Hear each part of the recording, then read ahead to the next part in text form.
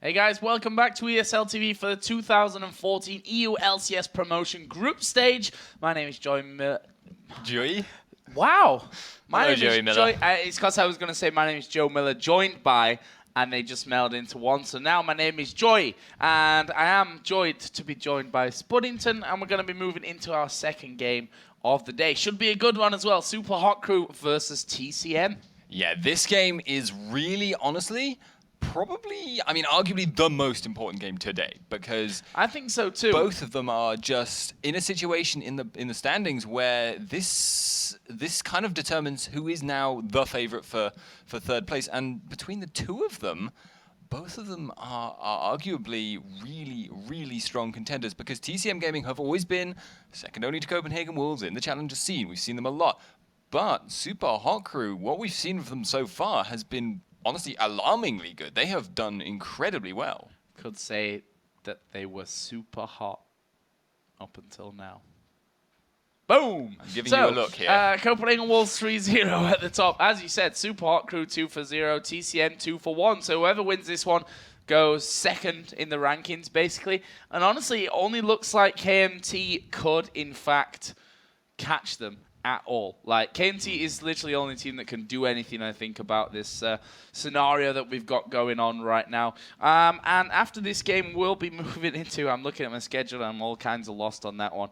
We're going into another game after this. So that's all I'm going to say for now, as I actually check the schedule that our lovely admin Dave sent us. TCM versus SHE. Next game will be KMT versus Caronte, which should, going on form, expect KMT to be winning, so that's their chance to really be catching up on that front. But we are ready to go in this one, so I'm just going to tell the players we are ready. Good luck, have fun, so they can start whenever they're ready for this one. But Super Hot Crew, as you said, looked so incredibly strong throughout the last couple of days. Yeah, and they have some really incredible individual players right now. It's one of the things that people... Okay, so first people start devaluing because like competitive players completely different from solo queue, and then actually somewhat end up undervaluing as a result of that. They've actually got individually, I think, some of the best players in Europe here. I mean, I know Impaler and Mimer, certainly. Mimer is solo queue god, and Impaler has been challenger quite a lot himself. So really strong individual players. Impaler is only on loan, but they are very good together, and we've seen quite a good performance so far. I have to say, though, when they go up against Copenhagen Wolves, even then, they could. It's possible. Yeah, our final two games of the day, funnily enough, are Super Hot Crew versus the Wolves and KMT versus TCM. So those Deciding matches. Basically, those two games are going to decide everything that we've really got going on. In terms of the bans for this one, Cassidy and Shyvana taken away by Super Hot Crew. Rengar and Evelyn taken away by TCM. We know Mimer's Rengar. Evelyn is something that Mimer plays, but also something that Impaler plays, of course. Mundo then taken away because Mundo right now is just so ridiculously strong and tanky. We've seen both Mimer and Naruto actually playing Mundo up until now in the group stage for promotion. The final ban was Elise. Yeah, but they are leaving open a couple of comfort picks here for TCM. I wouldn't expect to see a Lissandra ban, but sometimes you do see Respect Volibear bans against Naruterador. So, you know, they've got open very strong things. Jax also open here. Mimer unlikely to want to pick his top laner right now, but Lucian, very common, very strong. Yeah, incredibly strong right now. First pick in there for Super Hot Crew in this game. So, TCM, what are they going to go with here for their first two choices? That Mundo taken away, as you said, Naruto not scared of playing himself a little bit of Volibear. JWoww, we've already seen, once he gets rolling with Jax, is incredibly hard to stop. And it honestly won't be a surprise for me to see a Jax come out here right at the very start. Yeah, Jax is a laner who is very difficult to deal with. However, I think at the moment TCM won't want to pick Jax because they're not committing themselves at the moment, especially with these two picks here. They're not committing themselves to a split pushing style, and that's generally what you want Jax for. He's not actually as good at team fights as some people believe, because he can do extremely well in them, but if he is not really in perfect position, he is liable to get kited out. unless he gets Trinity Force, Blade of the Ruin King, and then a Guardian Angel, as we saw yesterday from JWoww, at which point you just say, well, this game's probably over, because this Jax hurts and he doesn't really die very easily. Oh, we have to kill him twice, technically. So SHC then, let's see what they add into this Lucian pick. Annie is still open, funnily enough.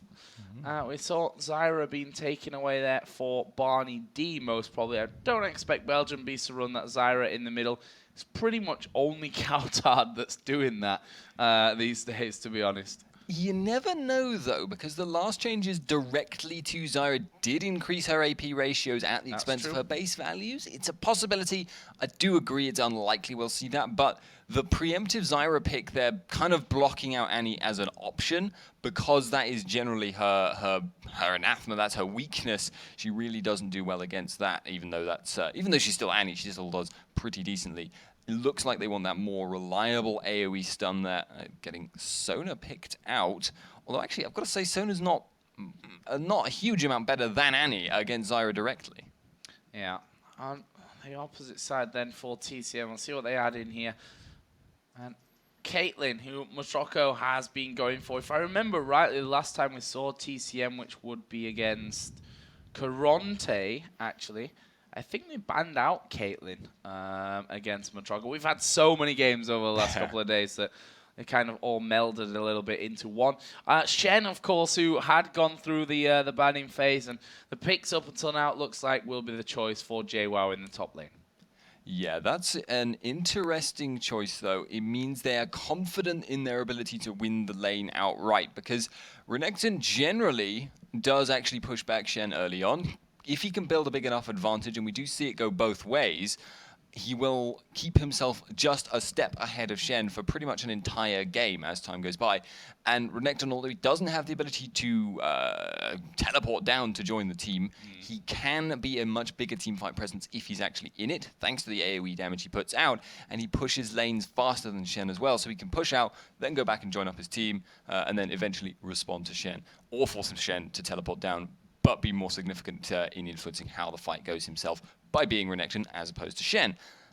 But obviously, if Shen gets to be on roughly equal gold terms as time goes by, he will be able to just push Renekton back, which will mean that Renekton is pushed up against his tower, and Shen gets to do what he loves to do, and just teleport out whenever something else is going on the map.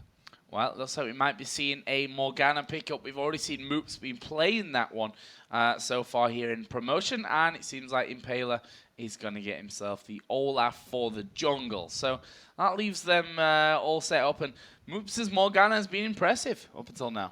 Yeah, I've seen it at least once already, and I believe playing against Zed, which was... Yes, it was. He was a very unusual pick, but made it work, and props to him. That's a difficult lane matchup to win out on. That being said, in this game, he's got much better odds because I think Ziggs in that situation won't be able to poke Morgana out. Might be able to push a little bit harder and a little bit faster, but sustainy, Morgana is always going to be very, very strong and will transition into being more of a team fight presence than Ziggs. Ziggs will always have that ability to influence the map globally, though, so it does seem like TCM are actually looking for quite a split push heavy style after all. Well, we saw them hovering over Skarner for a little while, a champion that we just don't see around really much anymore. And in the end, oh no, he switched last second there, so I'm glad I didn't get that one out. We talked about Volibear and the fact that Neutrador likes to run him, but it's actually going to be the Nasus for him this time around. Interesting. Haven't seen a lot of Nasus, but if you are going to go with a very split push heavy style, Nasus works quite well on several counts. He can assist in lane pushing quite well for a jungler, has big AoE, magic damage which he can clear waves with, apply map pressure with, and will, if he is left to solo farm himself and push out by himself, he will actually build himself up to be a very significant threat in his own right. Plus, it means that they have the ability to very easily take Dragon if they're able to create an opportunity, because they only need one person left completely alone, and they can just take Dragon for free. And the fact is that, you know, junglers have started to become a lot more carry-based, I guess we can say that, in terms of, you know, the patches with the change. Junglers spend a lot of time just farming, getting strong into the late game, and there's not really anyone that does quite as much damage to a tower in one go as a Nasus. Yeah, farm Nasus. I mean, potentially can one-shot towers. It's not really going to happen, but That would be impressive. If I'm we sure. build them up I'm that sure far. someone has had a bot that farms Q indefinitely. I mean, I've seen it done on a couple of those infinitely scaling champions, but certainly Nasus can build himself up a lot. And one of the interesting things about Nasus jungle is because you get the double hit, the double proc essentially from a large creep from the jungle creeps, you actually can keep yourself very relevant if you're good at doing that. You have to quite carefully juggle the cooldowns and how you're actually going to finish it off, or you end up standing there for 2 or 3 seconds waiting for your Q to come back up to finish it off. But good players can come out of the jungle into mid-game team fights with 200 stacks at least, and that's really, really impressive to see. Yeah, and that's where it's going to become very, very dangerous for them. We should probably talk about Olaf as well, because he's a champion that we're starting to see that more and more as we go along. What are your thoughts on Olaf in the jungle? Well, first thing, actually, kind of on a related note, you can expect to see Sona going with Ancient Coin. That suits her down to the ground, health regen, mana regen, builds into the Talisman of Ascension. So now the fact that we saw this yesterday, you can no longer build Shirelia's Reverie, which used to be pretty much the perfect item for Olaf, kind of has to rely on his team to do that for him. Sona also does do some movement speed extra in her kit built in. So that's a nice kind of compositional thing to work there. But Olaf jungle is very, very strong in terms of duelist potential early on. If he ends up in a one-on-one against Nasus, no way Nasus can deal with that. Nasus is strong at running away, though. He can just wither and walk out, assuming Olaf isn't 6. Yeah. But that does mean that he has to contend with Ghost. Nasus running Flash here. Yeah, Flash, which kind of surprised me. We had a big discussion about this, in the LCS. I think Spring Split, when Nasus started to become more and more popular, that the Ghost with Nasus allows you to work a lot more with him than having the Flash. It's one of those preference playstyle things. Yeah, I think so as well. Obviously, Nasus does benefit from the ability to gap close consistently. Getting the flash and then somebody walking away from you, that is a serious problem for Nasus. And obviously, Ghost, you can stick to someone, make sure you're applying all the ticks of your ultimate. There is an argument to be made, though, that the ability to flash to get in range to wither, that can cause picks, that can create kill potential for you. Can sometimes want to finish people off with the Q, because he does have surprisingly high burst damage for a bruiser. It's a playstyle thing. I generally, myself, I actually run flash, but then again, I'm not quite on these guys' level, and it may be that there is a specific thing he's thinking of here, like enemy composition not got that, or has too many slows, so it's not really going to be relevant anyway to have Ghost. Those kinds of considerations are quite a factor in these decisions. And I personally run Ghost on Nasus in the jungle, so we'll see how that one all works out and who's right at the end of it, and well, who's wrong, maybe even more to the point. We'll see. It's taking a lot on this. It's we're gonna have some little competitions going on, just to keep us going throughout the day. But guys, we've still got a lot more games to come up after this one. This is the first of 7 remaining games to go. So I recommend cancelling all your plans for this afternoon and this evening and tonight, and maybe the first couple of hours of tomorrow, because it is going to be a long night in here, but we're going to have some great games. And at the end, we're going to find out who's going through to the promotion here in Cologne, which, by the way, you can still get tickets for if you head over to lolesports.com. I think they're €10 a day. Not really much money whatsoever to watch some world-class League of Legends action. But as we get into the game, we actually have a pause going down as well, which makes Joe a sad guy, and hopefully it's just a case of key bindings or something other, something simple to fix like that. Decent odds of it just being key bindings here. We are playing on the Russian server because EUS keeps going down, and then EUS Tournament Realm kind of follows suit. So Riot have very kindly just shifted the whole thing onto a less used server, perhaps would be the way of putting it. But certainly. And obviously, if you change servers, by the way, guys, it sometimes just resets all your settings. It's a bit strange like that, but that's just how it is. TCM in this situation, though, I feel like they are going to be playing somewhat for the late game here. They do have a really, really strong late game team composition. Super Hot Crew, though, they have a lot of potential to snowball. They have really bursty lanes. they actually also have strong team fighting potential in that mid game with Renekton, with Morgana, with Crescendo. Those three layered on top of each other. That's huge. You have Olaf to clear up. Super Hot Crew could potentially run away with this game if they are allowed to get going early on. Well, we'll have to see about that one. We are still paused. Do you actually have chat turned on? Not at the moment. No, we should do that on yours just so that we can see that. any updates from the players. Belgian Beast apparently has high ping on Belge. Wrong side of Belgium. Yeah, there's a whole joke about with Belgian guys, you know, the French side, the Dutch side. And I'm not going to get into that whole thing because, honestly, I don't really care that much, to be honest. And it's probably better for me to stay out of those whole regional things. As an Englishman, we definitely have enough of them anyway. I mean, you're basically from France anyway. We talked about this on day one. Exactly. And I live in Germany, so it's not even that much better for an English guy. So, you know, kind of traitor to the country and all that kind of stuff. But hopefully Belgian Beast gets his connections sorted out. And, we live in hope. We'll be able to get this one underway here in just a few moments. But as I said, we've got some great games coming your way today. I'm actually just going to run through the next couple. So if you're waiting to see a certain team in particular, you can plan around that one. Next game coming up after TCM versus Super Hot Crew will be KMT versus Caronte. Then Super Hot Crew versus STO.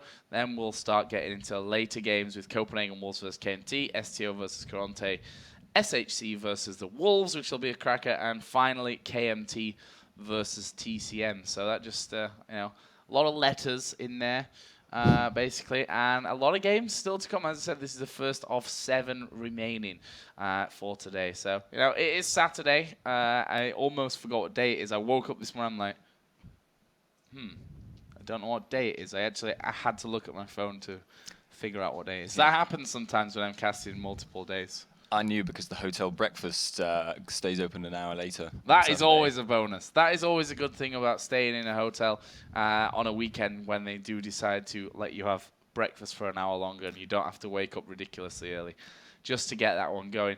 But we're still paused here, guys. Okay, so apparently we're not paused anymore. That's going to change here in just a second. Seems like his ping is in fact fixed. And we are going to be going into game here. So it is SHC Super Hot Crew versus TCM. I'm just going to skip forward to live here from this one. It's going to take a while to catch up, but that'll all be fine. Or not. Presumably someone hadn't come back at this point. If I had to place again, 200 ping again, apparently, Belgian Beast. Belgian Beast's name doesn't refer to his internet, apparently. The Beast from Belgium. Sadly, from Belgium.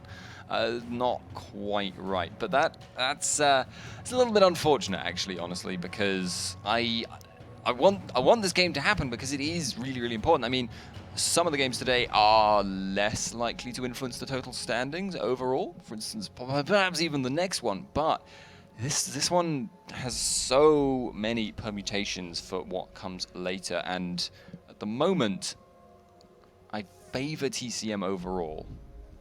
Yeah, I think so as well. I mean, this is a team that have not had any changes to their lineup for a long time. They've been very consistent over the year. Impaler on loan from Dignitas, you know, that's a guy that you just slot into your lineup. And I'll give him credit where it's due. I mean, he has done incredibly well as of the entire Super Hot Crew team so far in this one. But while we've got a little bit of time now, as you can see, we are paused. We can take a look down some of these starting items. We see that Naruto forgot to buy a trinket. Oh, he's actually still in base, so maybe it was in that. He's on top of it, guys. He wasn't just forgetting to buy a trinket. We should actually have a pop-up, in my opinion, after like 5 seconds of the game that says, "Don't forget your trinket, guys," because so many people have done that so far. I thought one of the plans for Season 4 was actually to introduce like a little time at the start where you couldn't leave the spawn pad. Like Dominion has, where you can't leave, not necessarily for as long as Dominion, because you end up just sitting there for quite a long time, but, you know, just starting off, giving people that have slow PCs the chance to load in and, you know, whoever to decide on your build and whatnot. It seems like it wouldn't cost too much. Yeah, I think it's generally probably would be a strong idea on that front, but just right now, you know, you get these notifications sometimes. I think don't forget your drink it, guys thing would be great. Or it kind of flashes at you in the shop, like, just to remind you not to forget that. But the support items actually different again that we're seeing. The ancient coin, which is we talked about earlier on, and funnily enough we talked about it with Impaler as well, the whole synergy between having that speed boost of the former Shurelias. Actually going a different route here is Mixer. I'm quite surprised to see them going for the Spell Thief's Edge there. That will do one thing for them. It will give them another source of kiting potential against Narrow Terrador there. It will stop him from getting in as close as easily. But honestly, comparing that to the utility of just running away faster with your own team, and indeed of getting Impaler into where he wants to be a little bit faster, it does suit Sona perhaps arguably a little bit better. She does have decent AP ratios. She will proc Tribute quite a lot. She has a very aggressive harassment style in lane. But the Ancient Coin is such a good laning item as well, just based on the health regen. That's a very, very valuable thing. Sona does have a way of converting that mana regen into a direct health sustain though. That is very, very true. So we stay paused here. Belgian Beast not having a good time of things today, it seems, with his interwebs. They seem to be not working as required. A 200 ping obviously is definitely not ideal. I mean, you can still play on a 200 ping. The problem is when it starts to fluctuate or drop and go high, and then you just get thrown off by things like that and end up missing out on stuff, which I'm sure TCM at this point, you know, they're looking for another win here. If they manage to beat SHC and go 3-for-1, then that's a win against one of the teams that definitely will be up there with them, you know, challenging for those 3 spots. They make a massive move towards the promotion, you know, playoff stages, I guess the offline stages where they'll play one of NIP, SK, or Meet Your Makers if they pick up a win here. Yeah, if Super Hot Crew were to win this game, though, that would actually put them into a situation where they have not played Copenhagen Wolves yet. That would actually put them as kind of the favorite candidate to maybe actually be able to take that off, because we've kind of been assuming Super Hot Crew will. I mean, we've just been assuming that Copenhagen Wolves will beat everyone that come up against them and will come out on top. We had thought maybe something, but they honestly got swept aside. So really now, this game may well determine kind of my hopes for that matchup, because Super Hot Crew, if they were able to beat TCM here, that would put them in a situation where they've beaten as many people as TCM, as Copenhagen Wolves themselves have, without dropping a game, I believe. Yeah, it would. It'd put them both tied up at 3-for-0 then. That makes things really, really interesting, especially from TCM's side of things. It'd leave them at 2-for-2 as well, with KMT definitely on their heels.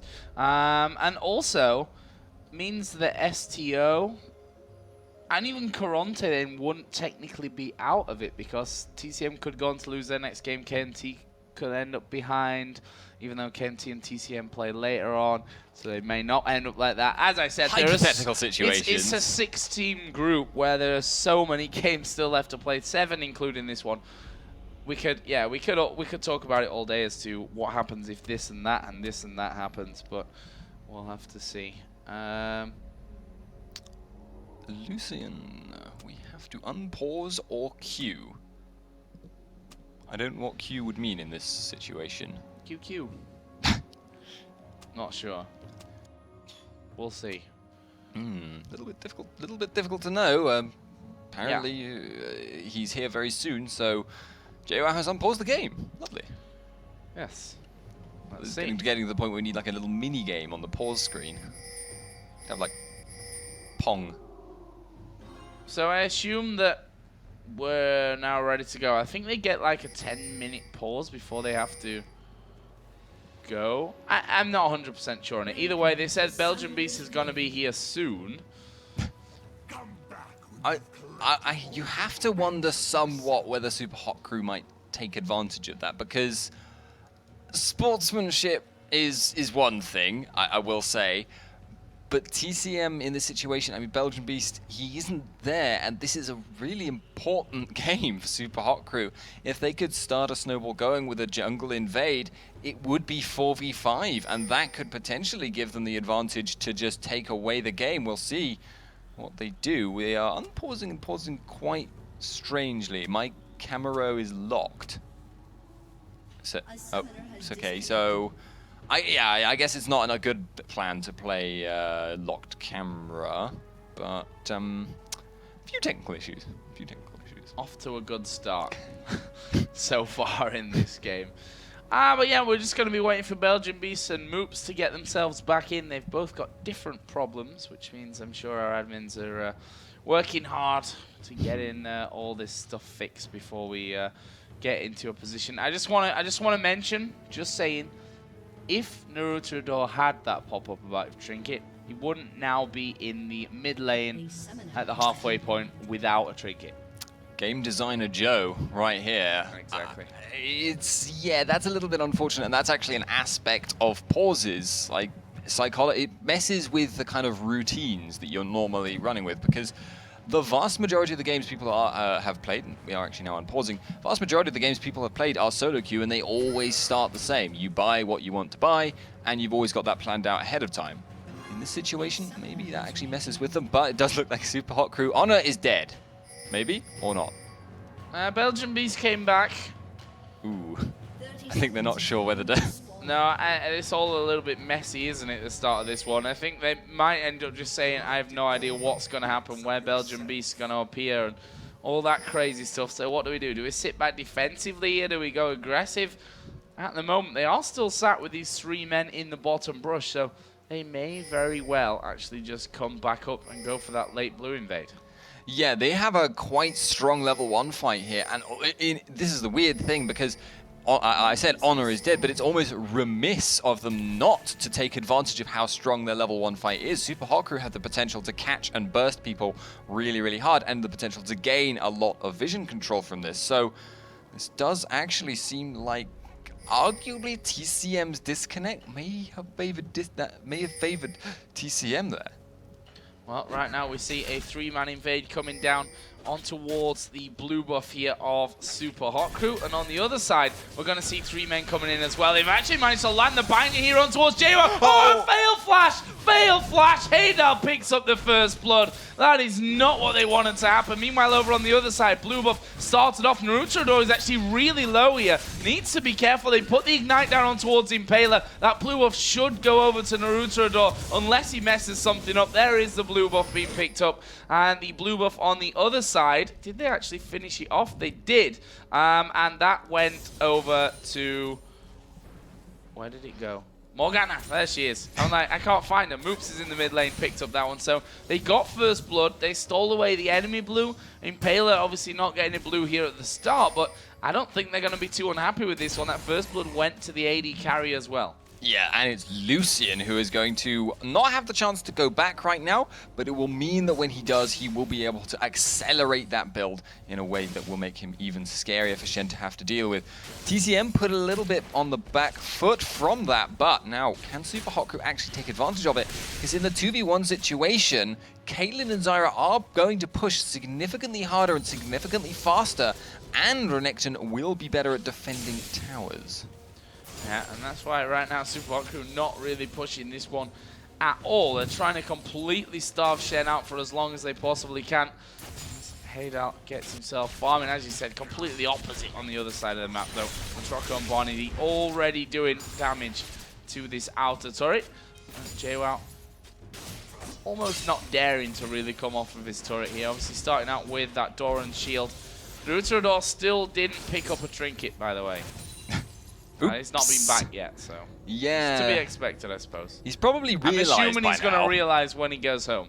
If he doesn't, that'll be really awkward. But these stranger things have happened. It is a new aspect to the game. People aren't familiar with it.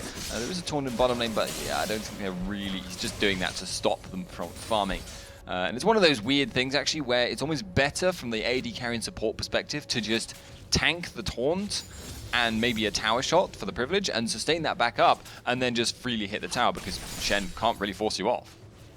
Impaler's actually come to this top lane now to stop this push.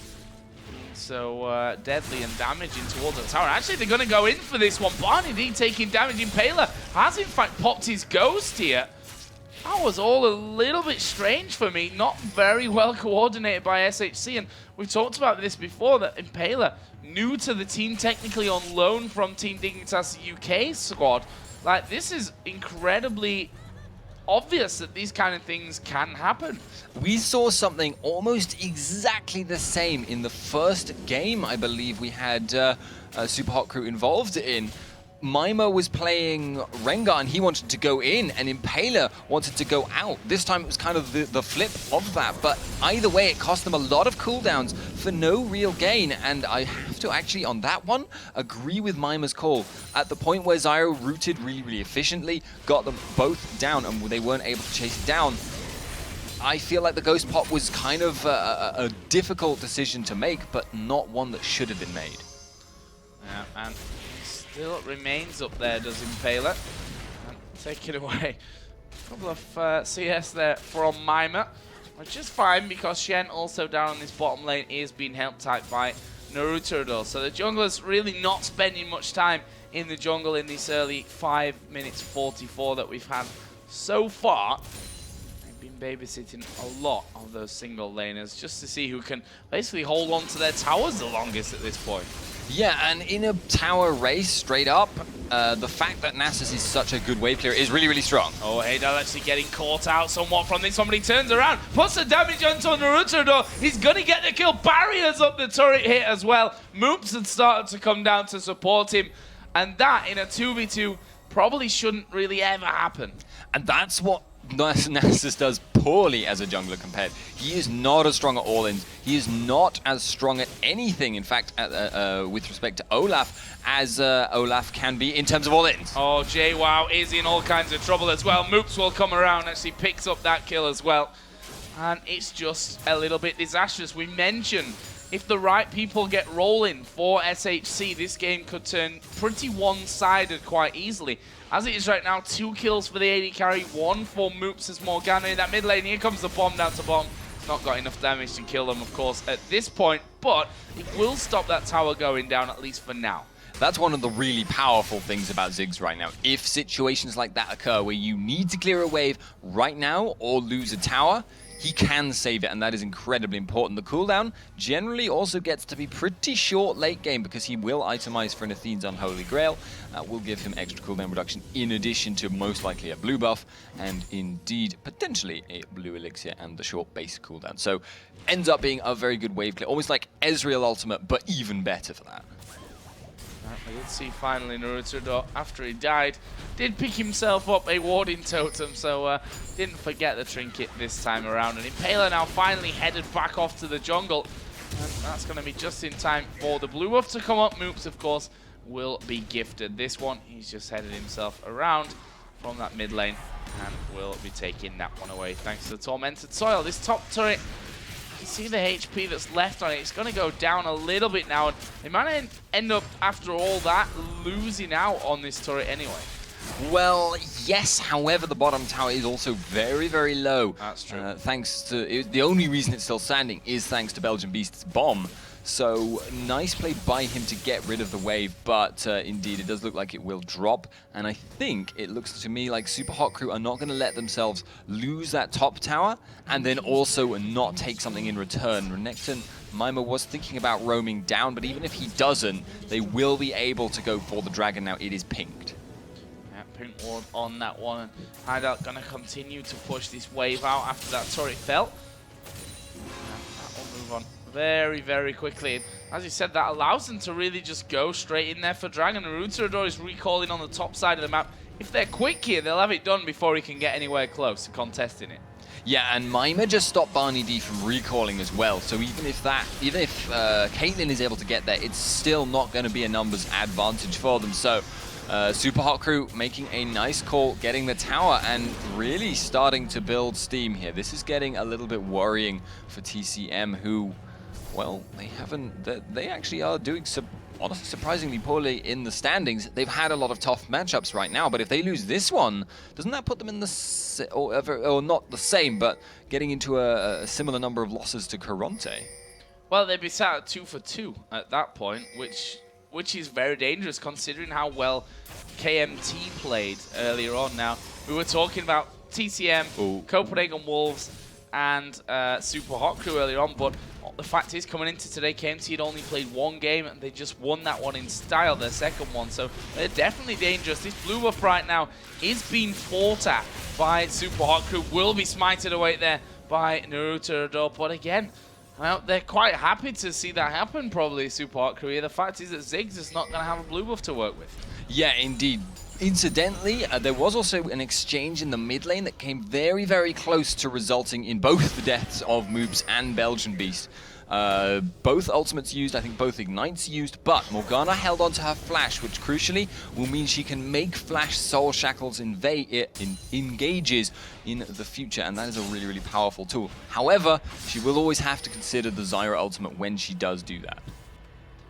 Now, this could be dangerous here. We've got two men on the top side. Mima farming between the turrets at this point. And JWoww just sat off in the brush. So they know where he is now. The taunt actually coming down, and Impaler needs to get a move on. There's Dominus pop. JWoww realizing, oh, I may have bitten off a little bit more than I can chew from this one. Are they going to flash in? Mima does have a flash available, and he is actually just going to slice and dice in there. Gets the final, and then even manages to get away. Impaler was tanking up the turret, but Naruto dog coming around the side here. Nice slow coming out. Bot lane, indeed. Bot indeed did go down there. They did get Haydal low, but low is not a kill. He was waiting with the passive there to see if he could snipe Haydal off. That didn't work out for them. They've picked up their first kill of this one, TCM, but again, losing out in the bottom lane. Yeah, however, Naruterador kind of showing up at the end there and mostly removing the problems that would have occurred if they'd gotten away scot-free from getting that. He's going to be able to defend the tower, and Shen will be able to get back up there relatively shortly, so not a huge concern. Meanwhile, at bottom lane, though, losing Zyra essentially for free, that is not something you can really afford to keep doing if you are TCM. That, again, being said, though, they have still got that really strong late game to consider, and at the moment, the pace that Super Hot Crew had, that they were building an advantage at, kind of almost stopped. Yeah, Haydal has fallen behind by about 10 CS here. I mean, that's going to come back here as another wave starts to push back against him. Obviously, he's got the workings of that Trinity Force at this point. Sheen already in. Phage will come out shortly as well. The top lane, actually, it's Mima that's got the CS lead up there. If we look at the gold, that one's a bit more drastic at almost 1,000 gold.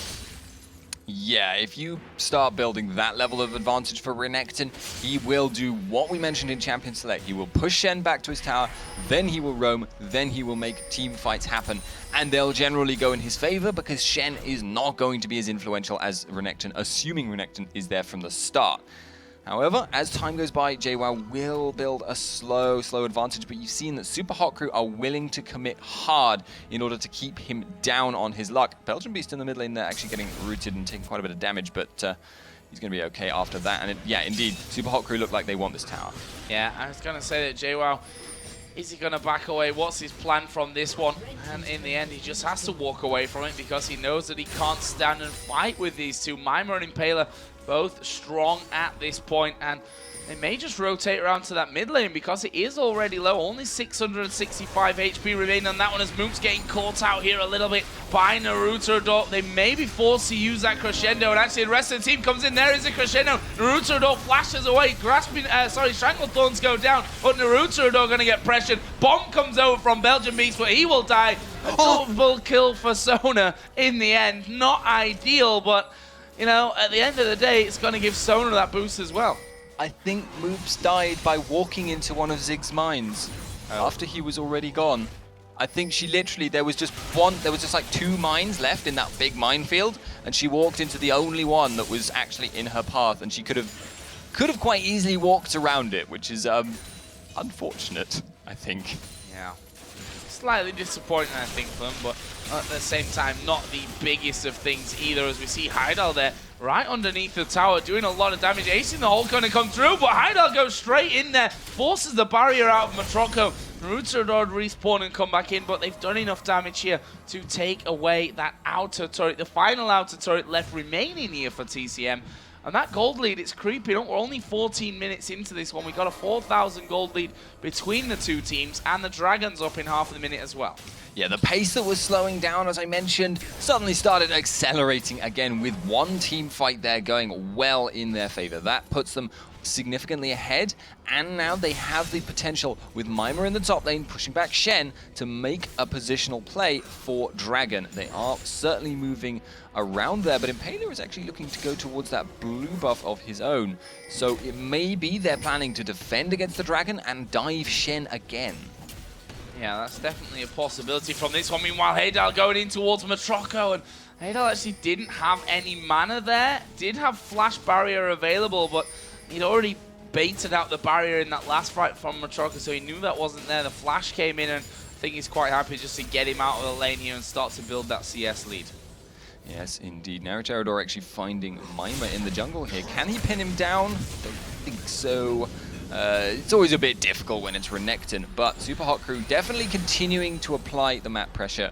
At the moment, looks like they're going to just form up for the Dragon again. Yeah, Dragon coming, has just spawned.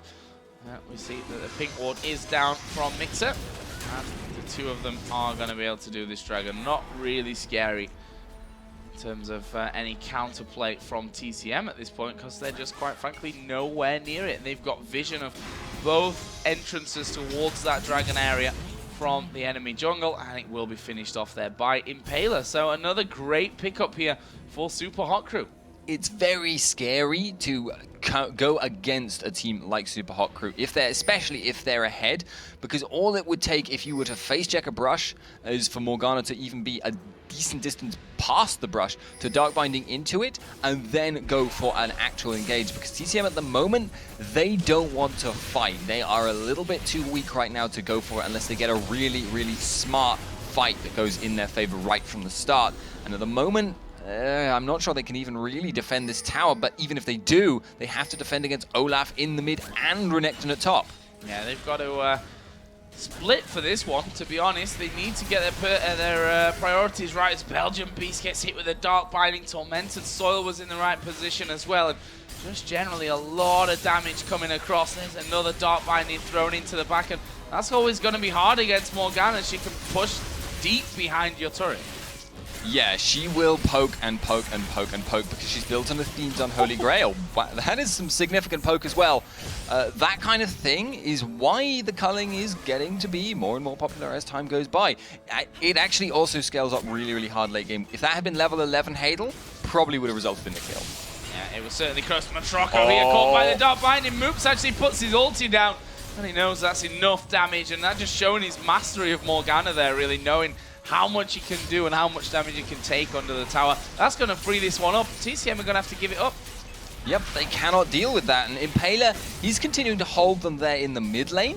Nasus, 1 versus 1 against Olaf under tower. Not going to be able to dive that, but keeping him suppressed, keeping him from being in bot lane to clear the wave is really, really important. It means he's not able to get his farm up either. Would you like to listen to Morgana's recall animation again? It is good. It is definitely slightly scary, but cool at the same time. So a bit of a shopping trip coming out there. The Fiend's Unholy Grail, of course, finished for Morgana. Needlessly large rod now added in for Moops, and we are seeing Lucian going with almost 1,000 gold. Already has that Trinity Force in place too. Yeah, with a full Trinity Force now, Lucian starting to get very, very bursty, and that's fitting very, very well with the playstyle that we're seeing at the moment.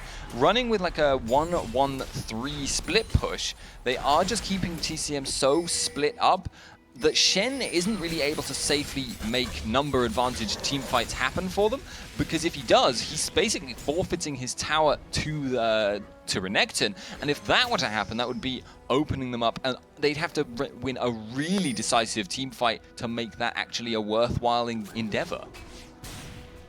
Altogether, SHC looking as strong as we've seen them in the last couple of days, and as strong, that's made them one of the big favorites to actually go through into that promotion event here in Cologne. As we are going to see a play on the red buff. Naruto actually having to smite that one away there at the end to make sure that it does stay safe. But you see the pressure that they're under at this point, and as we said, we've not seen JWoww really leave this top lane. Mima really keeping him up there this entire time, putting damage down as he goes as well.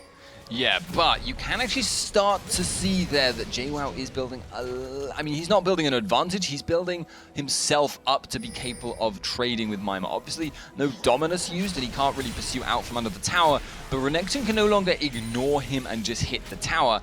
That is not really an option, obviously partly because the Sunfire Cape will aggro the tower, but also just because Shen's damage is starting to get to a point where Mima cannot ignore it.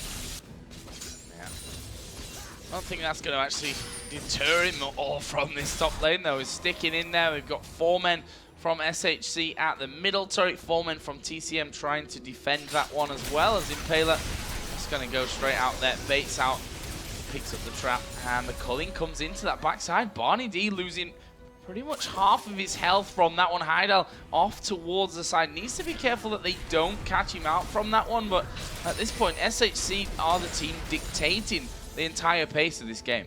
Yeah, indeed. And Zig's pick here, though, for TCM is pretty much the only reason they aren't just getting poked out and forced away. He's doing some really, really great work with the wave clear, and that's just making it so that at the moment, he is kind of stymieing the whole push out of Super Hot Crew. They're not having an easy time actually taking towers. Because normally what they do is they poke someone down, they get them low enough to force them to recall, then someone tanky tanks the tower, AD carry does some damage to the tower, rinse and repeat until the tower drops.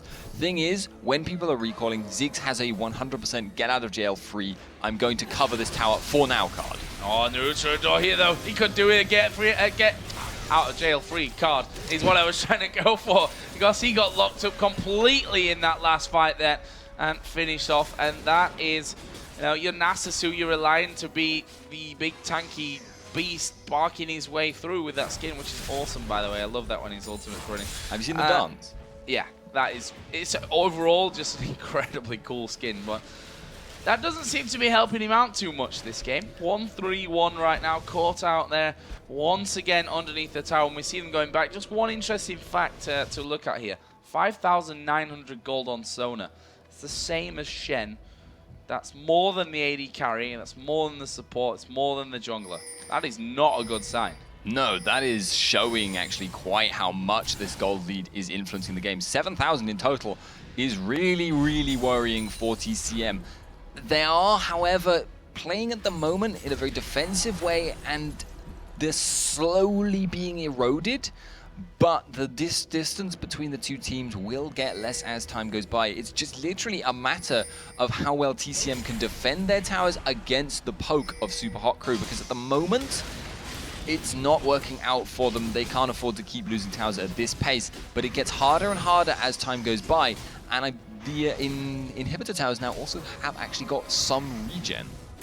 Yes, they do, which keeps you in the game a little bit longer, I think, and that was the point of it, to make the a comeback possible, basically, with obviously the inhibitors coming up quicker here and what have you. Barney D getting caught out from this one, having to flash away, and actually the satchel charge brings them even closer to being able to take down Naruto as well, and that is just an unfortunate case, really. They tried to push this wave back out, getting caught out, flashing away, using that summoner spell, and I think now SHC are in a position where they just want to force their way in. Mima came down from the top side, Naruto again goes down, and this is going to be the inner turret in that mid lane. Yeah, you can't afford to lose that much ground. Belgian Beast having to flash out, and they're going in. Yeah, they're going in. Stun coming in there from Mima, and he will be able to pick that one up, and that leaves them in a great position. Maybe they're able to get locked up here. No, slice and dice away, but it was actually the Ignite from JWoww that did finish him off. So, funnily enough, they've managed to hold this inner turret. Yeah, possibly not worth the dive there, but they are still building more of a gold advantage than they had before. A little bit of poke continuing there, but it doesn't look like that's going to be a long-term thing. And I would actually just like to note that Sona, this game, has done something very, very different from from the previous Sonas we've been seeing this tournament, in that she has gone for a Seeker's Arm Guard and a Ruby Crystal, and that is going to make her a bit tankier, but she hasn't gone for the Mikhail's Crucible, which is incredibly good on her. Yeah, definitely. And this is what I really like right now about 3.14 is the fact that people are doing different things. We're not seeing the same, standard build from really any from the supports or from really anyone. JWoww, by the way, is doomed. Is dead. He's not getting out of this one. Tried to steal away the blue buff, just ended up paying with his life. Unfortunate aspect of Shen is he doesn't kill things very fast, but Super Hot Crew are now taking an advantage. They know Caitlyn is bottom. That gives them a very easy chance to take the Baron if they can get it, but Moops, he's playing three-man zone. Black Shield. Yeah, too good. Yeah, nothing really damaged with them. I'm very sorry about that for you, but I'm quite happy with that one. Moops here looking for Barney D actually, and is actually going to flash in there, uses the ultimate. And Barney D having a torrid time of things goes down. Naruto tried to get in the back to stop this Baron attempt, and they did actually go straight for him here. Heidal goes very low, does die in the end, and that's not all that bad, but Moops is the one that's really zoning them out. Killed off Belgian Beast. Baron didn't actually reset there either, and SHC, Super Hot Crew, they're going to pick that one up. They're now 16-4 in kills, 4-3 in turrets, and almost a 10,000 gold lead. Yeah, Belgian Beast dying with his Mega Inferno Bomb still available. Very, very unfortunate for him. Indeed, Barney D, much the same. Big TCM ultimates that could have been used to disrupt the Baron. Moops taking them out of the picture before they could manage it. I think Matroka just gets slowed by Olaf. Yeah, and I think he could be in a bit of trouble here because Impaler has red buff on. Matroco, he's just dodged into it. That is definitely unfortunate, and now he realizes this one's over. Let's have a little bit of fun, and at some point, Impaler's probably going to almost one-shot him with Reckless Swing. And there it is. He didn't let Mixer get the assist gold. A bit surprised about that, actually. To be fair, Mixer's got 217 right now and has more gold than the entire opposition. So I'm not sure it's technically that bad of a thing after all. I mean, it's a small difference, and actually that's a very good call there by Super Hot Crew. Resetting the blue buff because they guessed that Ziggs would guess that they were doing the blue buff, and hence that would throw the Mega Inferno Bomb, and they would be able to clear that out. So definitely Super Hot Crew now looking to close out the game, but they are still having to contend with the huge anti-siege from TCM. They are very good at clearing waves, but they're so far behind now that people getting caught like that is just unacceptable. Yeah, that's bad news for them all around. I mean, Moops again, I talked about it earlier, but his Morgana so far this tournament has been absolutely brilliant, and again showing that his Dark Bindings on command. As Naruto going low, JWoww actually going to taunt right into the middle of the team here, but there's a poke back from Super Hot Crew, doing so much damage, and the culling comes in there as well. Naruto had to back away to go back to heal, and well, the rest of Super Hot Crew are probably going to be fully healed as well, thanks to that Baron buff by the time he gets back. Yeah, not the worst situation though for TCM though. There was no minion wave for Super Hot Crew to take advantage of the health bars to go and siege the tower down, but it feels like it's only delaying the inevitable. Yes, it does at this point. As Naruto gets caught out once again. Strangle Thorns go down, but they only really land on towards Mima from this one. JWoww gets hit by the Dark Bind as well. Moops is actually tanking up the turret here. He needs to go away. Oh, flash from Barney D, and actually does get the kill there in the end. Heidal is going to take the ace in the hole, and the bomb bounces through, but it hit Mima on the way in, and the heal from Mixer actually came out, saved him. All a little bit messy there underneath the tower, though. But you can see the inhibitor tower is still standing, and that means that TCM are still in this game. The Baron buff, not completely wasted, but getting quite... Oh, Naru. Yeah. Good luck. He's going to try and escape from this one. Actually, that's like the first Stan United I think I've seen the entire game that I really remember coming down from JWoww. He does get away, but unfortunately Naruto won't be quite as lucky. That leaves a 4-0-5 Olaf, a 6-2-6 Morgana, 2-1-7 Lucian, a 3-0-10 Sona. Wow. Yeah, they just can't afford to be in their own jungle at the moment. Forfeiting their buff seems like a logical thing to do when the alternative is forfeiting your buff and your life at the same time. Presumably thinking that Super Hot Crew would have all gone back as a unit there, but Super Hot Crew on very similar wavelength were thinking about what TCM were thinking, and they thought correctly, it seems. Now, I was just having a look there at Sona from the Frost Fang, not the Fost Fang, because that's not a thing. A lot of gold generated so far with that one, but it's the kills obviously that have really given it that spike. Got the Zhonya's Hourglass now in there as well. 3-0-10. Not something you see every single day. Zhonya's Hourglass. Yeah. Yeah, that is actually surprisingly high damage Sona. It's actually a funny thing. You occasionally do see it in solo queue now. Sona mid lane. Sona's AP ratios are not that bad. Her heal is a little bit weak on the AP front, but her Q has huge base damage and with a little bit of magic pen hits like a train. And the crescendo, when you get that instant massive magic damage in a massive AoE and the stun, she's really, really important in that situation. And the other thing about having a Zhonya's is it just means she can be incredibly ballsy and bait people out. They may not even have noticed she's built it. It's not exactly a conventional choice. More of the jungle being stolen away here by Super Hot Crew. And Impaler stealing away that red. Barney D actually coming around the side. He's got himself a haunting guys at this stage of the game. With Mikhail's Crucible as well, but it's hard to see a way that they can come back from this. I hate to say it, but it kind of is that way at this point. They do hold towers well, though, and it's something, as long as they don't lose the towers, they're okay. And the regen did bring it back up a little bit. It's just a question of can they hold Super Hot Crew off for a very, very long time. And considering how well Moops has been doing at binding people, that seems unlikely at this stage. Yeah, bindings, I mean, look at that one. That's like through the minion wave, past Naruto and onto Matroko. Like, ridiculous aim, basically, from Moops at this point of things. And he's done that constantly throughout this game so far. Finally, it looks like Mimer's got bored of this whole pushing stuff, and he just wants to take this tower down, but JWoww holding out strong. Yeah, Shen now getting to that point where Renekton can only really 1v1 him if he's willing to use Dominus, and that's a bit difficult for them, but it doesn't really matter. He just needs to make sure JWoww isn't able to teleport down very easily, just needs to make sure everything goes their way overall. And you can see he's not doing any damage, but he's quite willing to just sit there for a long time.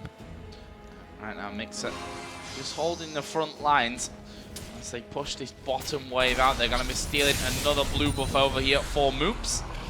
That will make him a very happy man. We'll see how long a cooldown is actually on Dark Binding at this point. And he's going to throw that in. It's about 7 seconds, which is not a long time whatsoever to be waiting for that to come up. Considering that he is half healthing Caitlyn in every single Dark Binding that lands, and that his team, especially with Lucian, is capable of taking off the other 50% while rooted very easily indeed, and Hadel doing it right now. Yeah, there is the culling coming out as well. Barney D has to get off to the side because that was shredding through him as well. And this turret in the top lane is going to go down. Or is it? That's the question. JWoww. Tune in next week. There we go. Dominus is put in, and they say, you know what, just screw this. We just want to take this tower down. JWoww's at half HP. Naruto actually doing decent damage to them at the back here, as we see that Randuin's Omen active. Gonna be popped. Mima going very, very low, but they walk away from things. Meanwhile, down on the bottom side, Barney D went very low. They finally got rid of that inhibitor turret, but now the rest of the team coming in on towards Hadel. And not many kills resulting in any of this. A lot of damage being done across the board, but it's those towers that they're looking for. If you look at the gold to spend here, everyone's around about 2,000 gold for Super Hot Crew to go and spend. I just wondered what that was, and then I realized once again that it is, in fact, that Morgana skin. Production, is our mixer going again? Right now, honestly, actually, just a second ago, I feel like TCM arguably should have just tried to rush Baron there. Just, like, go for it, because at the moment, now their shell has been cracked. They've got no inhibitor tower. That means they are never pretty much coming back into this in terms of a map push situation, unless they can get some incredible, like miraculous team fight games going on there. And by not going for it, they're essentially meaning letting Super Hot Crew just take it away for free. They cannot contest that, but they can't contest their inhibs or their inhib towers either now with that Baron buff going away from them. So it's just essentially, it's a lose-lose situation, but maybe they could have made a play that had like a 10%, 5% chance of working, but could have kept them in for a while longer. There was a ward over the wall from Shen, just at the perfect time to see Baron go down, basically. That's what that happened. It's got the timer. There. Got the timer on it for next time. I'm not sure there will be a next time, though. That's the problem here for TCM. But Super Hot Crew have a huge lead on them at this point of the game. And it just feels like one of those where we're saying it's a matter of time, really, until they get the start to a fight that they want to close out. Yeah, they're playing cautious, and fair play to them. Super Hot Crew, they have a lot riding on this game, so understandable they're playing it slow and safe right now, but it's actually worth thinking about. We did discuss this possibility at the start. Super Hot Crew, they are now on essentially, I mean, in terms of the difficult matchups, they're on the same record as Copenhagen Wolves. The only one that really hasn't been seen now is them versus Copenhagen Wolves themselves. And judging from this game, they're having a more difficult time with TCM, but that might just be because TCM's composition is so difficult to push against. So let's see now if they can get in there onto the inhib. Lucian actually had pushed all the way up on this bottom lane. Naruto a little bit caught out. Impaler though stepping on the trap.